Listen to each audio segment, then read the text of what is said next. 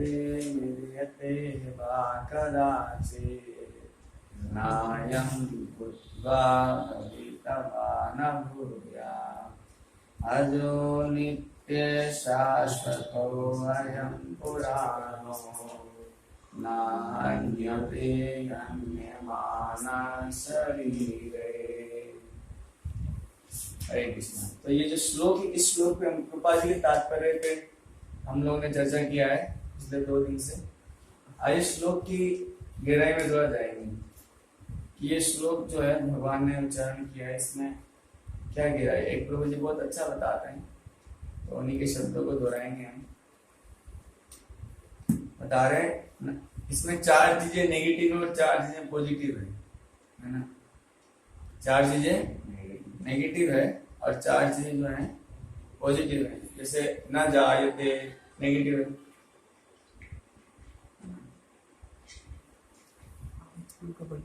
हाँ, तो न जायते न मिलते है, तो बर्थडे न जायते न मिलियते, 2 हो गए नेगेटिव। नायम भूत्वा भविता वा न भूया, इन 4 बार न है इसमें। 4 बार क्या है इसमें? न।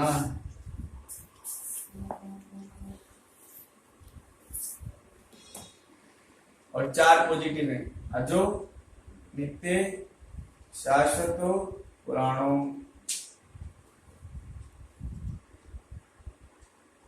ना हन्यते हन्यमाने शरीर।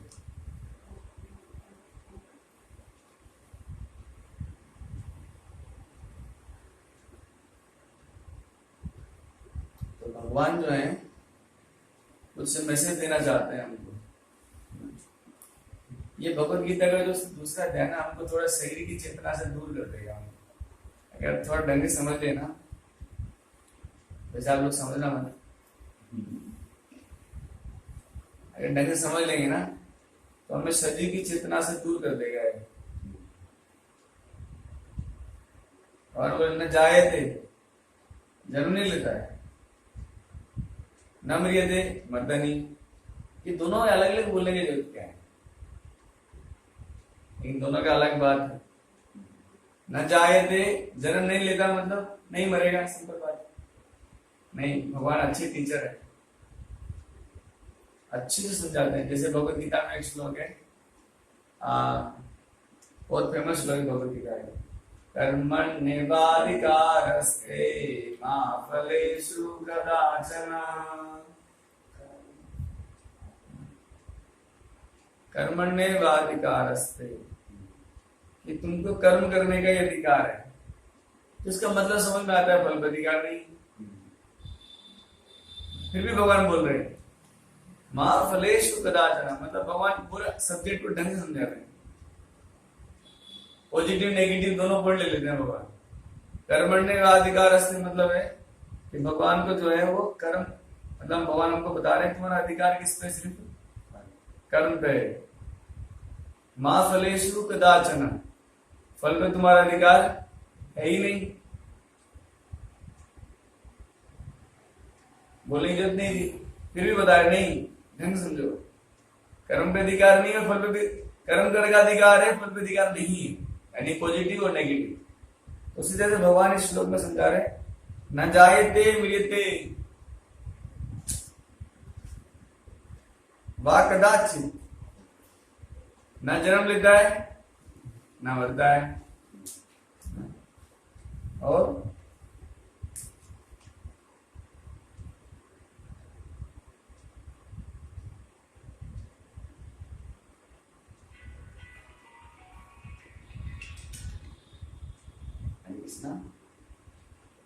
हाँ प्रभु, क्लास बोलो,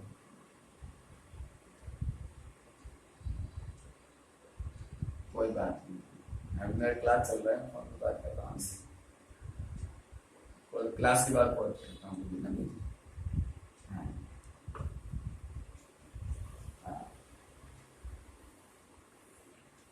नायम भूत्वा भविता वा न भूयात्, कभी है ना,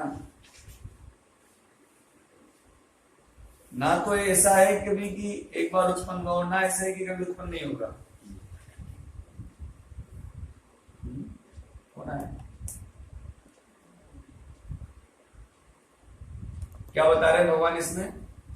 ऐसा कभी हुआ नहीं कि तो एक बार उत्पन्न हुआ हो और पहले उत्पन्न नहीं हुआ था, और ऐसा भी नहीं कि आगे उत्पन्न नहीं होएगा। दोनों चीजें भगवान बोल रहे हैं। ऐसा नहीं है कि एक बार उत्पन्न होएगा तो पहले उत्पन्न नहीं हुआ था, और ऐसा भी नहीं है कि आगे उत्पन्न होएगा ही नहीं, ऐसा भी नहीं है। अगर भगवान सब्जेक्ट को ढंग से समझा रहे हैं कि कोई ऐसा पॉइंट ना रह जाए, डाउट ना रह जाए कुछ। और चार चीजें जो है पॉजिटिव है। अजा, फिर अजा बोलने की जरूरत क्या है? अजा मतलब, ज मतलब होता है जन्म लेना, और आजा मतलब होता है जन्म नहीं लेना। भगवान ये सेम बात भगवद गीता चौथे अध्याय में कहते हैं, अजोपि सन्नवे आत्मा भूतानाम ईश्वरो सन प्रकृतिं स्वामनिष्ठाया संभवामि आत्ममाया। सेम भगवान समझा रहे हैं कि जैसे भैया अर्जुन, मैं अजन्मा हूं, अज हूं, वैसे तुम भी अज हो, तुम भी जन्म नहीं लेते हो।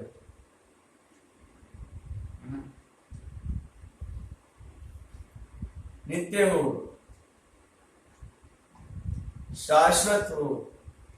अभी नित्य और शाश्वत एक जैसे लगते हैं, और पुराणों बहुत पुराने हो।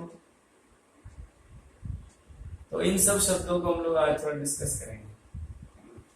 मेरे छोड़ देंगे इनको डिस्कस किया जाए कि क्या बता रहे हैं इसमें ना।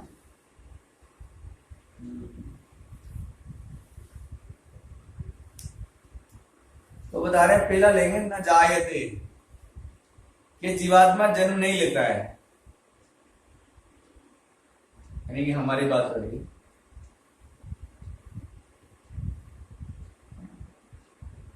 तो भी कौन जन्म लेता है?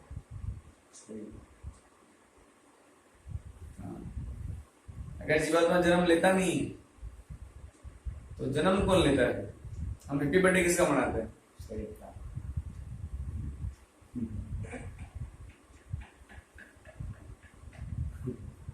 बोले तो आपको हैप्पी बर्थडे बोले, बोले मेरा जन्म तो हुआ ही नहीं, हैप्पी बर्थडे क्यों बोले?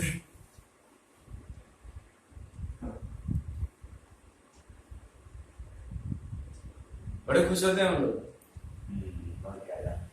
हाँ, आज बर्थडे, आज वरदान मांगो मुझसे। तो वो भगवान बोल रहे हैं न जाए थे, अरे तू जन्म लेता नहीं है,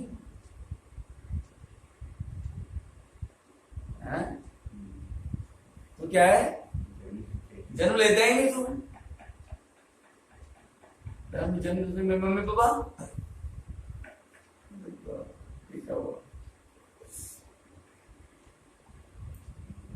सब तो बोल रहे हैं जन्म लिया और ये सब बोल नहीं, तेरा जन्म तो हो ही नहीं सकता है।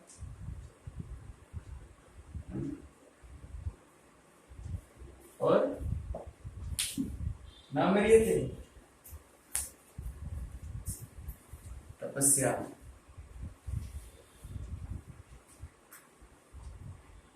नाम मेरे थे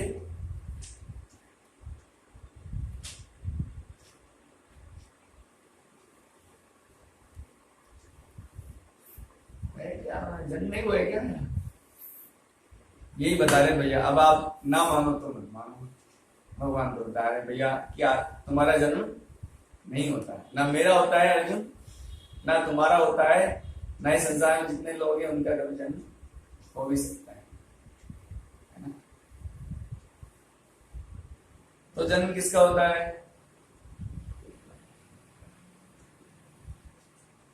किसका होता है? शरीर का जन्म होता है।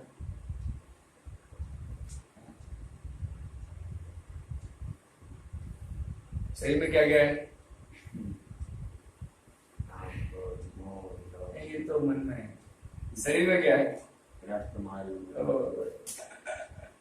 इसके लिए खुश होते हो क्या?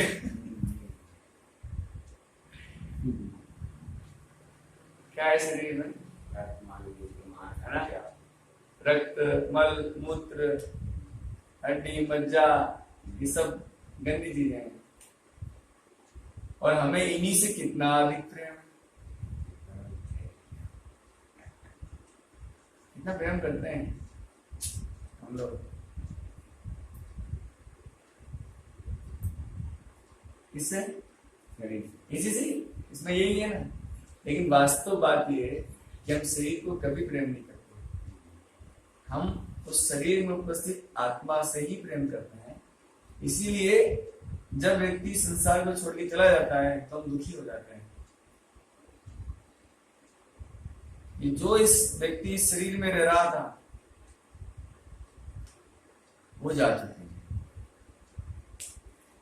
और इसी को साधारण भाषा में मृत्यु कहा जाता है। लेकिन भगवान कह रहे हैं ना म्रियते। अब प्रश्न उठता है कि प्रभु जी शरीर हम लोग लेते हैं, लेते क्यों है?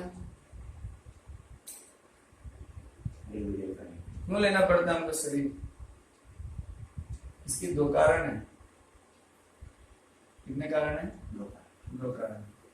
एक, हम लोग शरीर इसलिए स्वीकार करना पड़ता है हमको क्योंकि हमारी इस संसार में रहने के लिए अनेक इच्छाएं हैं।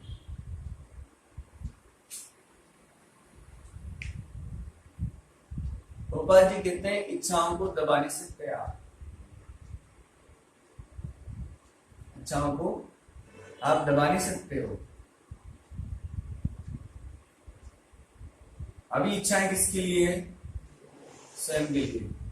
तो जब तक हम लोग इस संसार में सारी इच्छाएं स्वयं के लिए पालते रहेंगे, हमें इस दुख में जगत में बार बार शरीर को धारण करने के लिए मजबूर होना पड़ेगा। जब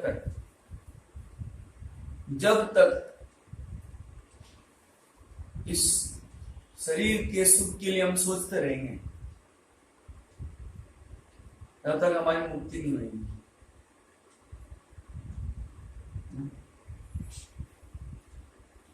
और दूसरा कारण क्या है? हमारा जन्म लेने के लिए, मतलब जन्म मतलब हम नहीं, हमारा शरीर स्वीकार करने के लिए अगली बार भी आएगा शरीर हमको। इसका कारण है हमारा प्रारब्ध। क्या कारण है? हमारा प्रारब्ध। क्योंकि आज ही हम पढ़ रहे थे, श्री प्रभुपाद जी बहुत सुंदर बता रहे थे भगवद गीता 90 अध्याय में।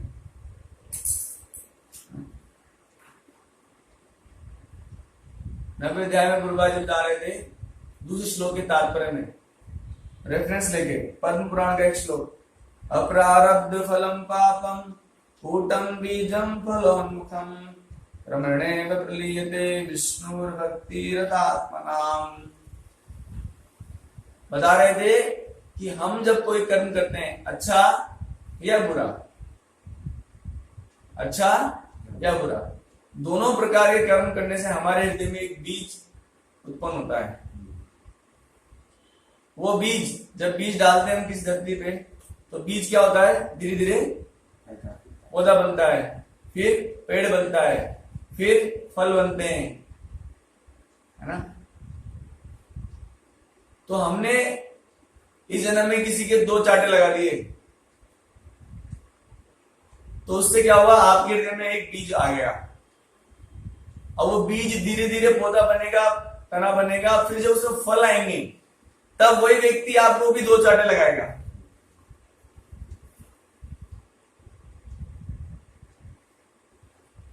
इसलिए क्योंकि आपने 2 चांटे लगा दिए, इसलिए आपको नया जन्म लेना पड़ेगा ताकि अगले जन्म में वो आपके 2 चांटे लगाए। दूसरा, आपने किसी की अहंकार के कारण कि मैं बहुत बड़ा दानी हूं, मैं बहुत बड़ा मददगार हूं, सब लोग मुझे जानते हैं कि मुझसे ज्यादा हेल्प करने वाला कोई नहीं संसार में, है ना? और मैंने जाके किसी को लिफ्ट दे दी, बेचारा परेशान था, लिफ्ट दे दिया मैंने। तो ये काम करने से भी आपके हृदय में एक बीज आ जाएगा, वो पुण्य का बीज है या अच्छे कर्म का बीज है। फिर वो बीज क्या होगा, पौधा बनेगा, फल बनेगा। फिर वो व्यक्ति आपको अगले जन्म में, आप भी कहीं फंसे होंगे, वही आदमी आपको लिफ्ट देगा। इसे कहते हैं कर्म फल। इसे क्या कहते हैं, कर्म फल। प्रत्येक कर्म का एक फल है। इसीलिए ठाकुर जी समझाते हैं बात, यदर्थात् कर्मणो अन्यत लोको अयं कर्म बंधना तदर्थम कर्म कौन्तेया मुक्त संगा समाचरा। कि जो काम अर्जुन तुम मेरे लिए नहीं कर रहे हो, वो तुम्हें कर्म, वही कर्म तुम्हें क्या देगा, बंधन।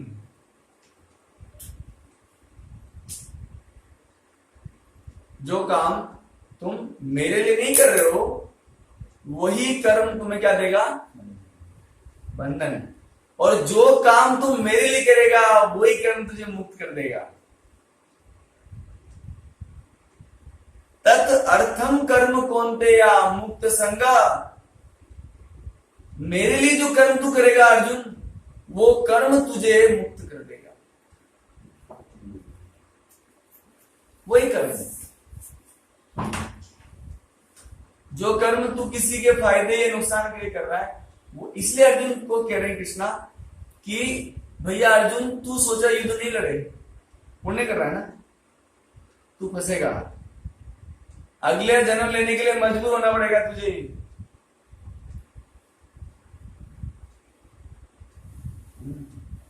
लेकिन भक्ति की खासियत देखिए, पद्म पुराण के श्लोक बताते हैं, अप्रारब्ध फलम पापम कूटम बीजम फलोन्मुखम।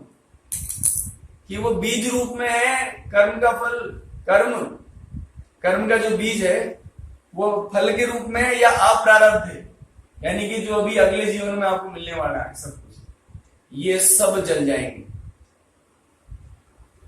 शुद्ध भक्ति इतनी शक्तिशाली है कि बीज को, तने को, फल को, सबको जला देगी। इसी कारण से जीवात्मा की मुक्ति हो जाती है। क्योंकि अगर कर्म का बीज रह गया, कर्म का तना रह गया, कर्म का फल रह गया, तो आपको अगली बार जन्म लेना ही पड़ेगा। लेकिन शुद्ध भक्ति क्या करती है, आपके पिछले जन्मों के जितने भी कर्मों के बीज हैं, अच्छे या बुरे, जितने भी फलीभूत होने वाले हैं, जितने भी तने हैं, पौधे हैं, सब नष्ट कर देगा शुद्ध भक्ति। और इस जन्म में बस आपके जो कर्म है उनको भुगतो, और नेक्स्ट बार गोलोक वृंदावन से फ्लाइट आएगी आपके लिए और आपको लेके जाएगी।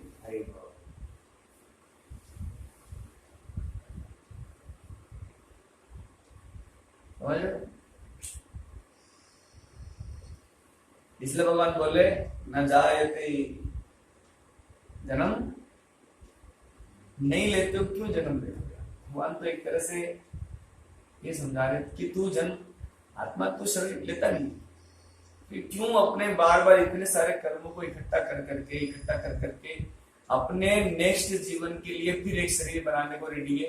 अरे इस जीवन में तू कितने हैं, फिर क्यों दुखों का पाठ लेने के लिए तैयार हो रहे हो? माँ के गर्भ में 9 महीने पड़े रहना पड़ेगा, फिर परेशानी पूरे जीवन पर, सर्दी गर्मी बरसात, आपस में झगड़ा फसाद, परेशानी पे परेशानी, नौकरी की टेंशन, लोन ले रखा है, क्या करूं? फिर मकान बनाने के लिए लोन, बच्चों को पढ़ाने के लिए लोन, इतना टेंशन बाजी क्यों कर रहा है तू यार? तो भगवान बोले ना जायते, मत जन्म लो, शरीर मत प्राप्त करो। फिर बोलते ना मरियते,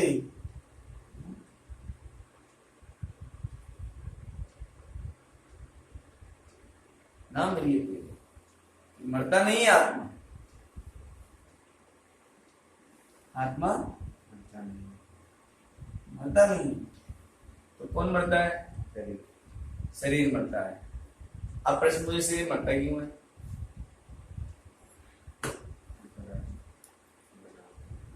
आपने मकान बनाया उसको नष्ट कर देते हो आप।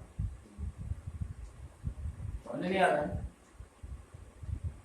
शरीर कब मरता है इसके भी दो कारण हैं।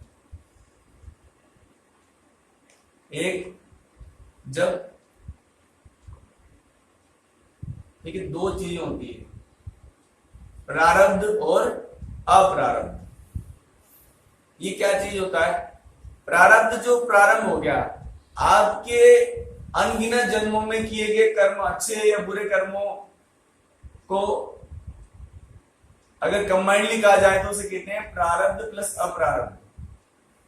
तो उन इतने सारे जो जन्मों के कर्म है, अच्छे या बुरे, उसमें से थोड़ा सा 0.1% आपके इस जन्म के लिए रिलीज हो गया, आपके मेन अकाउंट से इस जन्म के लिए वो चीज क्या है, रिलीज हो गई है। और वो अकाउंट जो आपके यहां मेन अकाउंट से आया 0.1% है, तो 99.99% अभी आपके पास आया नहीं। वो कब आएगा? नेक्स्ट जन्मों में आने वाला है, वेट कर रहा है आपके लिए। कब तू ये शरीर छोड़े, तेरे को नया शरीर दे, फिर वो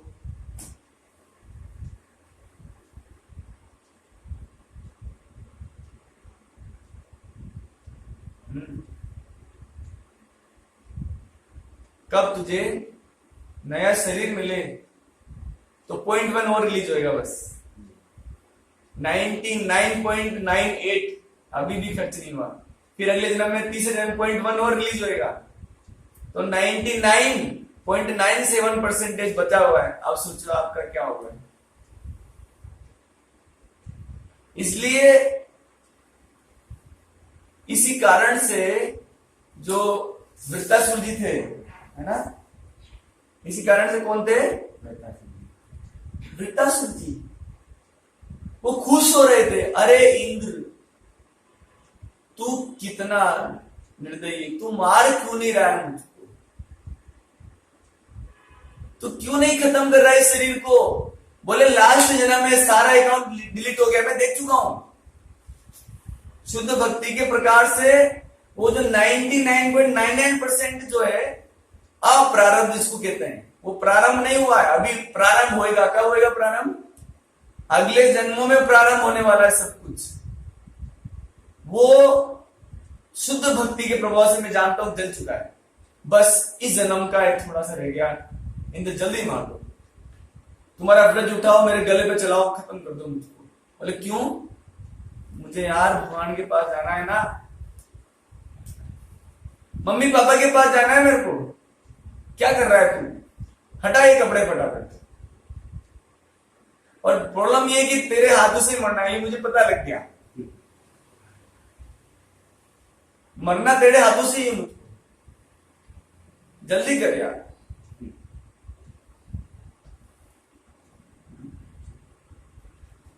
तो एक कारण तुमने जाना मरते क्यों है कि हमारा 0.1 जिसे प्रारब्ध कहते हैं। इसलिए जीवन में ज्यादा चिंता मत करो। आपके जीवन में जो सुख और दुख है वो तो पहले से ही आ गए, जिसको लोग बोलते हैं कुंडली। कुंडली में आपके सुख दुख पहले से ही आ चुके हैं प्रभु जी। कब आपको कौन सुख देगा, कब दुख देगा, कब आपको कितना धन मिलेगा, कब आपको कितना यश मिलेगा, ये सब कुछ पहले से ही आपके मेन अकाउंट से आपके इस अकाउंट में डाल दिए गए, इस जन्म के अकाउंट में डाल दिए आपके 0.1%। इसलिए भगवान कहते हैं अब अपने अकाउंट को और इंक्रीज मत करो। अनित्यम सुखम लोकिमम प्राप्य भजस्व माम। भैया ये संसार ऐसा है खतरनाक, यहाँ एक ही काम होना चाहिए, भजन करो भगवान का। उससे क्या होगा? आपका जो अप्रारब्ध है, वो जो 99.99% जो आपका वेट कर रहा है, हजारों लाखों करोड़ों जन्मों में आपको मिलने वाला है जो आगे जाके, वो सब चल जाएगा और तुमको बार बार ये जन्म और मरण का कष्ट नहीं झेलना पड़ेगा। बार बार। क्योंकि क्या समस्या है? ये संसार दुख में है, ये समस्या है बस। ये संसार स्वाभाविक रूप से दुख में है। ये समस्या है। तो एक तो हम लोग को जन्म क्यों लेना पड़ेगा, मतलब मरना क्यों पड़ेगा हमको शरीर को, क्योंकि अकाउंट खत्म हो गया ना,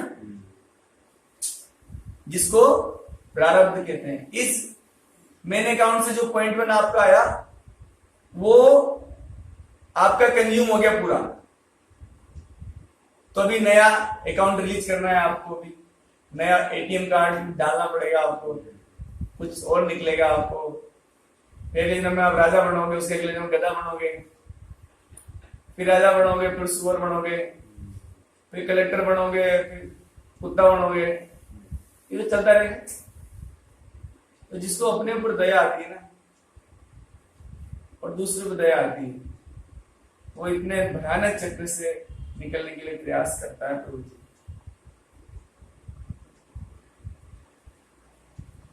और दूसरा कारण कि हमको शरीर क्यों मरता है, क्योंकि नेक्स्ट शरीर हम तैयार कर चुके हैं। भगवान गीता में कहते हैं कि हम जो कुछ काम कर रहे हैं ना इस जीवन में, जो भी, जैसे बहुत सारा मांस खा रहे हैं, तो हम लोग क्या कर रहे हैं, अपना नेक्स्ट बॉडी हम तैयार चालू कर दी हमने, शेर वाले बॉडी उसके हाथ में बना दिया हमने, समझ लो कि नहीं। मतलब मान लो आपने खूब मांस खाया, मांस के बिना जी नहीं सकते आप, तो हम लोग क्या कर रहे हैं, अपना अगला जन्म के लिए जो शेर का जो योनि है वो तैयार कर रहे हैं।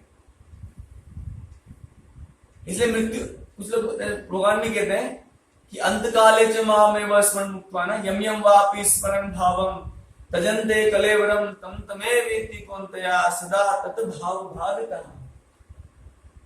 कि जैसे मरते समय स्मरण करोगे, एक्चुअली बात वो नहीं है, मरते समय तुम पूरे जीवन में जो किया वही याद आना है, फ्लैशबैक होता है।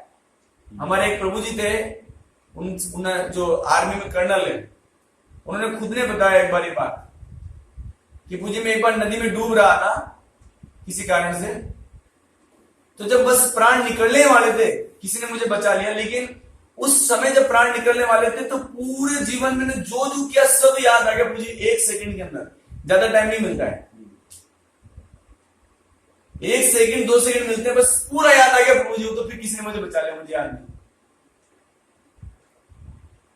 So it happens at the time of death. मृत्यु के समय ऐसा होता है हमारे साथ।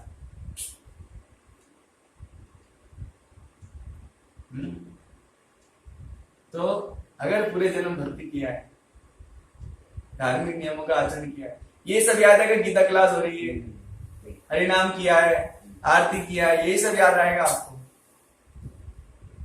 और फिर आपका क्या नहीं होगा, आगे मरण नहीं होगा आपका।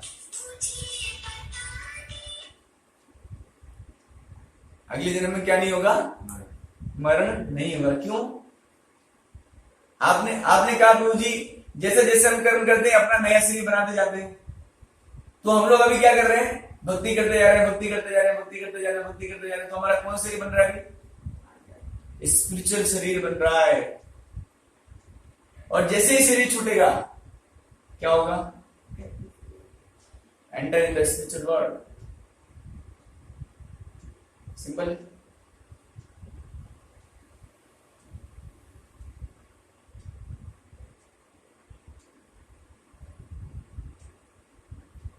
यद् ज्ञात्वा निवर्तन्ते तद्धामा परमं मम।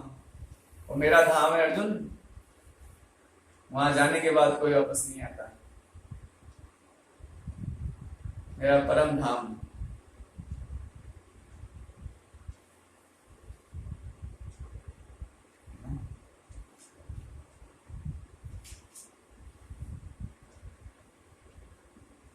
महाभारत के युद्ध में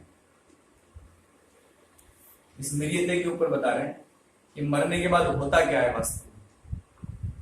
सब लोगों की एक गति नहीं होती मरने के बाद, बहुत स्पेशल मेरे को प्रभु जी ने लिखा इसको, एक प्रभु जी ने महाभारत के एक प्रसंग में युधिष्ठिर महाराज भगवान कृष्ण से कुछ प्रश्न पूछते हैं कि जीवात्माओं की मृत्यु के बाद क्या क्या गति होती है।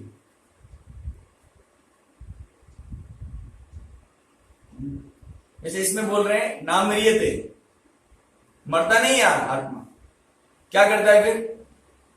शरीर बदलता है। तो कैसा कैसा शरीर उसको मिलता है, इसके बारे में प्रश्न पूछते हैं विष्णु महाराज। तो बताते हैं जिन्होंने नियम कानून तोड़े हैं गवर्नमेंट के, भगवान के गवर्नमेंट के नियम कानून तोड़े, तो उनको क्या मिलना चाहिए? जेल मिलना चाहिए। और जेल मिलता है तो वहां पर ड्रेस भी अलग होती है जेल की, जानते सब जानते हैं। जेल की ड्रेस अलग होती है, इसलिए पैंट शर्ट पहनाएंगे आपको, तो व्हाइट पजामा कुर्ता का होता है, सब अलग ड्रेस होती है जेल में। हाँ, दाढ़ी वाले, है ना। तो जब आपको भगवान का जो जेल है वो कौन सा है? अब आपको भी कुछ हमें पता नहीं था, हम लोग को भगवान ने कहा भैया बिना भोग लगाए खाएगा तू तो पाप खाएगा।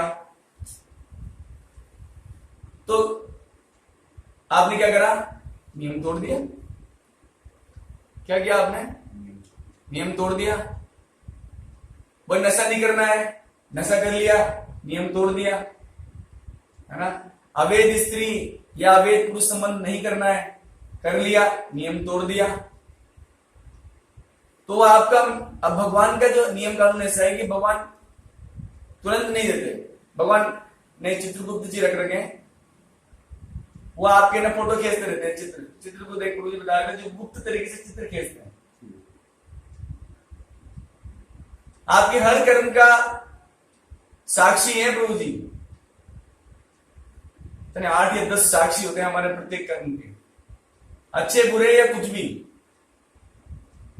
तो चित्रगुप्त जी लिखते रहते हैं आपको, और जब आपकी डेथ होती है उसके अनुसार आपकी गति होती है। तो मनुष्य होने के नाते या तो आपको नहीं, ये क्या हमको किसी ने बताया नहीं, बचपन में कोई बताया ही था कि पाप नहीं करना है और बिना भोग लगाए खाना नहीं, हमको तो बिना भोग लगाए खा रहे हैं हम तो। और हम तो अमेरिका में पैदा हुए हैं, वहां तो जो लिविंग रिलेशनशिप होता है, अवैध संबंध तो कॉमन बात है। तो यमराज जी कहेंगे कि तूने पता क्यों नहीं किया। जैसे आप कहोगे कि मुझे पता नहीं था, मैंने गाड़ी चलाई और हेलमेट लगाया नहीं और चालान बना दिया, तो आप उसको नहीं कह सकते हैं आप कि आपने चालान क्यों बनाया, मुझे तो पता नहीं था। तो पहले तो 2 चाटे लगेंगे आपके, नालायक, तूने गाड़ी उठाई क्यों? पूछा तेरे को किसने कि गाड़ी उठा रहा है तो इसके नियम क्या है? लाइसेंस होना चाहिए तेरे पास, गाड़ी के कागज होने चाहिए तेरे पास हेलमेट होना चाहिए, 2 से ज्यादा तो बिठा नहीं सकता है। ये सब रूल्स है ना, किसके लिए? मनुष्यों के लिए।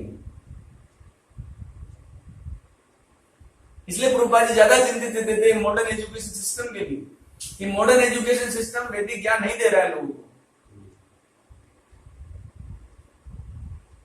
होना है वो होएगा ही, लेकिन भक्ति हमारे सभी पाप कर्मों को जला के रख देता है।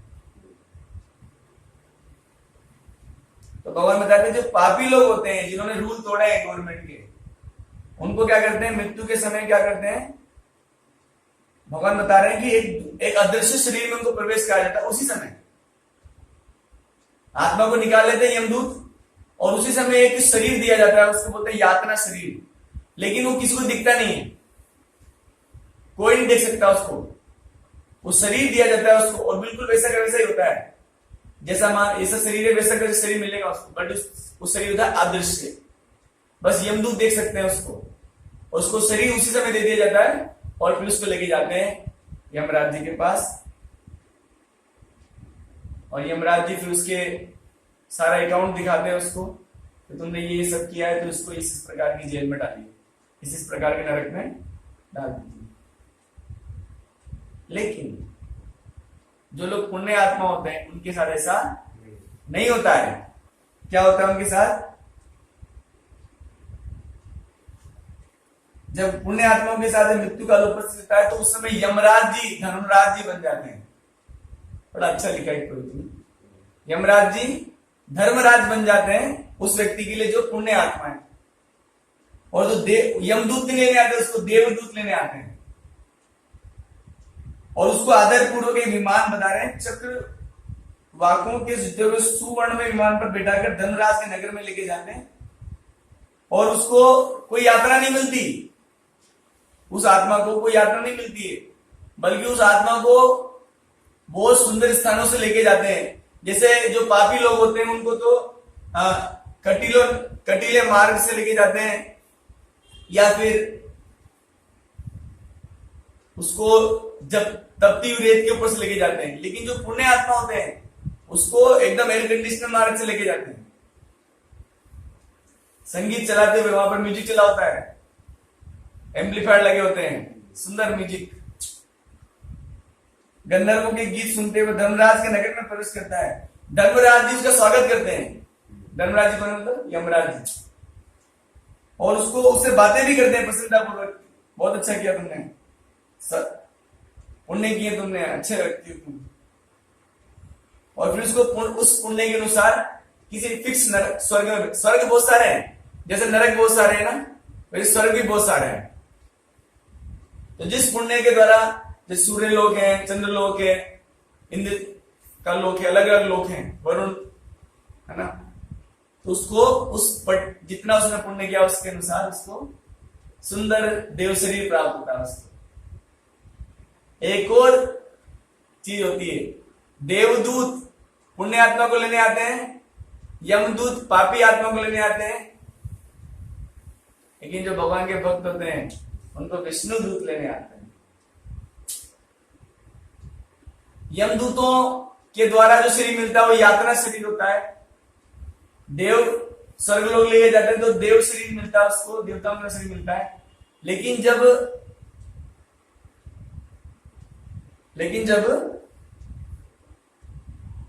उसको लेके जाते हैं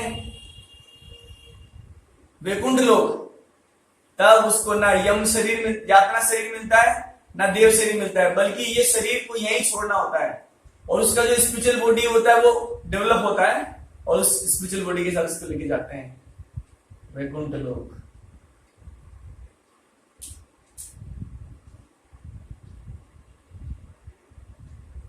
तो क्या करना है? नरक जाना है? सही है, कोई जवाब टीचिंग की कमी है। तो मृत्यु के बाद सबकी गति एक जैसी नहीं होती है, सबकी गति अलग अलग ही होती है। ये बताते हैं, नायम भूत्वा भविता वा न भूया। इसका मतलब है कि ऐसा कभी नहीं कि तेरा कभी जन्म शरीर नहीं मिला तुझको, और ना ऐसा है कि आगे जाके तेरे को शरीर नहीं मिलेगा। भगवान ऐसा कह रहे हैं, सच बता देते हैं भगवान, मानो मत मानो। मानो मत मानो,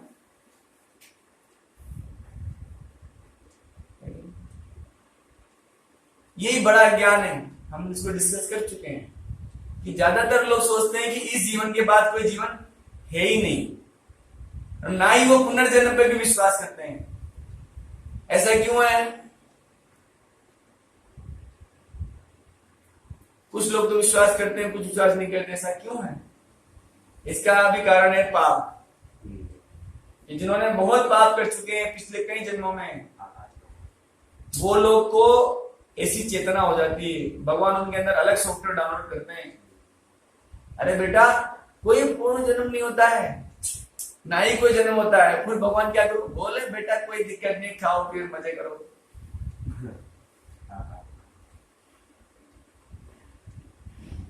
महाराज बता रहे थे कि पाप करने वालों का कोई इलाज नहीं प्रभु जी, उनको नरक की यातना देना भी भगवान की कृपा है।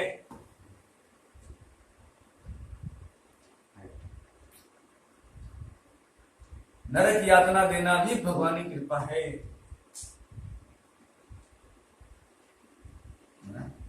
जैसे ऐसे तो वैसे एग्जाम्पल सेट नहीं होगा।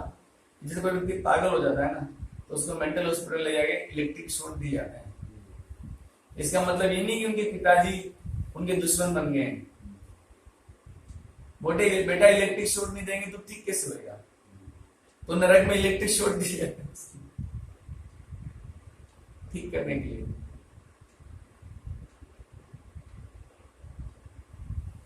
जीवात्मा का बहुत बुरी स्थिति। फिर उसके बाद है, फिर भगवान बोले अजर, है ना। एक बहुत अजर मतलब अब भगवान कह रहे हैं कि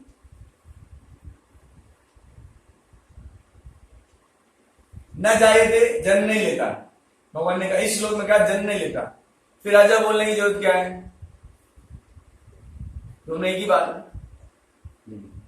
तो बात यह है कि वो ऊपर वाला बोला है ना, वो शरीर की रेस्पेक्ट में बोल रहे हैं और ये आत्मा की रेस्पेक्ट में बोल रहे हैं। अजय मतलब तू जो है ना, अज है। अब इसके लिए प्रभु जी ने बहुत सुंदर समझाते हैं कि जीवात्मा उत्पन्न नहीं हुआ है, उत्पन्न नहीं हुआ ही नहीं है जीवात्मा। बहुत जबरदस्त एग्जाम्पल मेरे को मिला प्रभु जी बता रहे प्रभु जी कि भगवान श्री कृष्ण जी जब ब्रह्मा जी आए थे, है ना, जब ब्रह्मा जी आए थे और भगवान कृष्ण की परीक्षा लेने के लिए वो उनके बछड़ों को और ग्वालों को लेकर अपने ब्रह्मलोक में छिपाए गए। तो जब ले गए तब तो उनको गलती से एहसास हुआ, अरे कहीं मैं गलत तो नहीं कर रहा हूं, तो तुरंत वापस आए। और ब्रह्मा जी का टाइम ऐसा है कि वो 1 सेकंड रुके, ब्रह्मलोक वापस आए। 2 सेकंड की बात थी और उतने में हमारे पृथ्वीलोक के 1 साल बीत गया। अब देखिए, इसलिए बोलते हैं हर जीवात्मा का अपना एक विशिष्ट व्यक्तित्व होता है, स्पेशल व्यक्तित्व होता है, पर्सनैलिटी होती है। देखो यहां पर एक खास बात, बहुत ही अच्छा एग्जांपल दिया प्रभु जी ने कि भगवान चाहते तो जीवात्मा को उत्पन्न कर सकते थे वहां पे। भाई 1 लाख ग्वाले गए तो 1 लाख जीवात्मा को उत्पन्न कर देते, 1 लाख बछड़े गए तो 1 लाख बछड़े उत्पन्न कर देते ना। और स्वभाव डालना तो भगवान का एक माया का काम है। जिसका जो सा जैसा रूप है, जिसका जो स्वभाव है, किसी को बैगन पसंद है, किसी को भिंडी पसंद है, किसी को कोई झगड़ालू स्वभाव का है, कोई विनम्र स्वभाव का है। तो जो जिसका स्वभाव है, जैसा रंग रूप है, लाइक डिसलाइक्स हैं, लेकिन भगवान ने उत्पन्न नहीं किया। भगवान ने स्वयं को ही विस्तारित कर लिया इतने ग्वाले और बछड़ों के रूप में। तो यहां समझ में आता है कि जीवात्मा सनातन समय से है और रहेगी। हम भी हमेशा रहे हैं, हमेशा रहे थे, हमेशा रहेंगे।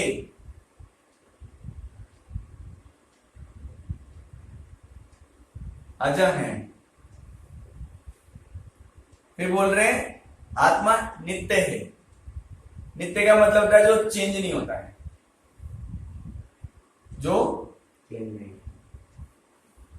जैसे आत्मा का क्या स्वभाव है?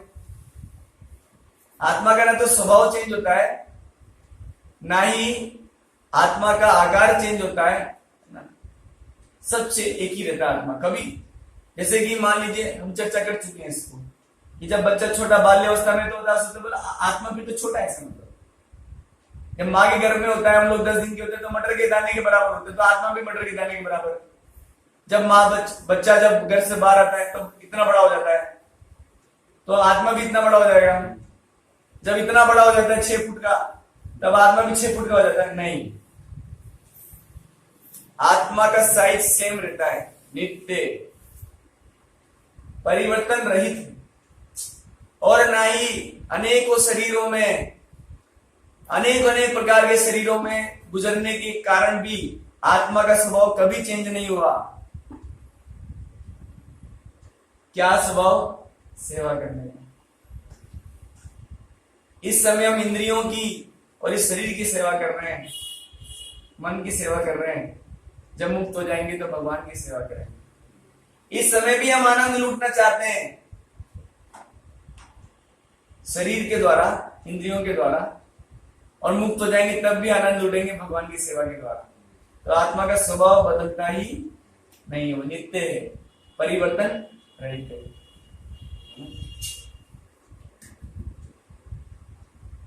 और एक खास बात, पुराण, ये तो बहुत जबरदस्त बात है। पुराण है, पुराण का अर्थ समझाते हैं। पुरा अपि नवम इति पुराण। पुरा अपि नवम, इट इज पुराण। ये पुरा, ये शब्दार्थ है। तो पुरा मतलब प्राचीन, और नव मतलब नया, जो बहुत प्राचीन होने के बाद भी नया है। क्या बात। इवन कहते हैं जैसे गंगा माता, गंगा जी के साथ भी ऐसा है, जो कितना भी उनको आप लाखों समय से भी उसके अंदर वो नवीन ही रहता है, कभी गंगा जी का पानी खराब नहीं होता, नया ही रहता है। स्पिरिचुअल वाटर वैसे ही आत्मा जो है बहुत बहुत पुराना है, फिर भी नया है। श्रील प्रभुपाद जी इसको तात्पर्य समझाते हैं कि कभी कभी कोई व्यक्ति जब बूढ़ा हो जाता है तब भी अपने अंदर कभी कभी नयापन का एहसास करता है, क्योंकि वो आत्मा है ना।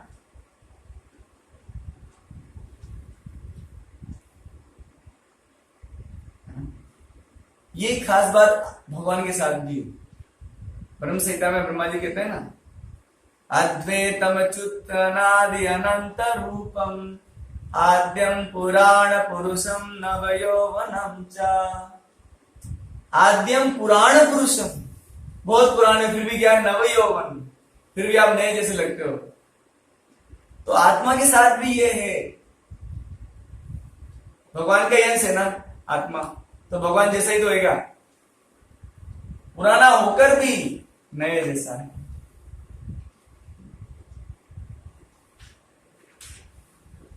और ना हन्यते हन्य मानस है, ये अंतिम लाइन इस श्लोक की। इस शरीर के मरने पर भी जो नहीं मरता है वही आत्मा होता है। तो गीता भागवत पढ़ने समय क्या पता लगता है, सच्चाई पता लगती है जीवन में। जड़ भरत जी थे, पिछले जन्म में भरत महाराज थे, फिर हिरण में आसक्त हुए, अगले जन्म में हिरण बने, लेकिन हिरण बने तो भक्त थे, हिरण भक्त हिरण थे, निर्जला फास्टिंग भी करते थे, प्रसाद के बिना कुछ नहीं खाते थे, आश्रम में रहते थे भक्तों के साथ ही। बोले पिछले जन्म में फंस गया यार, अकेला भजन करने आ गया था, अब भक्तों को छोड़े कहीं जाऊंगा, अकेला नहीं रहूंगा अभी मैं, भक्तों के साथ ही। अपने सारे इन्होंने फ्रेंड्स को छोड़ दिया उन्होंने, बोले तुम लोग है ना भक्ति नहीं करते हो तुम लोग, बोले डियर बनना है मुझको, डियर हूं मैं, भगवान का डियर बनना है, हिरण। और अगले जन्म में तो क्या बने वो, जड़ भरत बने। तो जो शरीर के मरने पर नहीं मरता वही आत्मा होता है, ना हन्यते अन्य माना शरीर। भगवद गीता की जय, श्रील प्रभुपाद की जय, गौर प्रेमानंद।